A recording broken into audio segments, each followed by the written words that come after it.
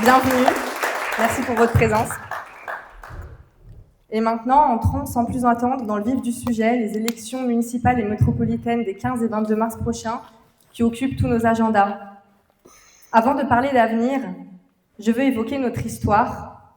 Ici, à Dessines-Charpieu, deux jeunes hommes, deux frères, Émile et Jean-Louis Bertrand, ont fait un choix. Celui de rejoindre la résistance contre le régime nazi. Celui de la dignité plutôt que de la compromission. Celui de la loi plutôt que de l'arbitraire. Celui du courage plutôt que de la peur. Ils étaient jeunes, ils avaient une famille, des amis, une vie devant eux. Ils savaient le risque, et pourtant, ils ont refusé de s'habituer à l'inacceptable. Aujourd'hui, nos institutions sont fragilisées, l'état de droit est contesté, les contre-pouvoirs sont attaqués, et ceux qui alertent sont décrédibilisés, parfois intimidés.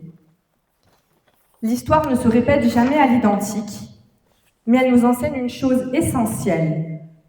Le renoncement commence toujours par l'habitude. Ce soir, dans un contexte où les idées d'exclusion et de repli gagnent du terrain, leur mémoire nous oblige. Elle nous oblige à ne pas banaliser. Elle nous oblige à ne pas céder à la lassitude. Elle nous oblige à rester debout.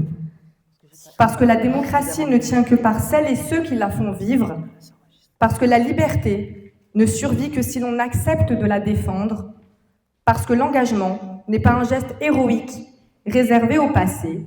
C'est une responsabilité quotidienne.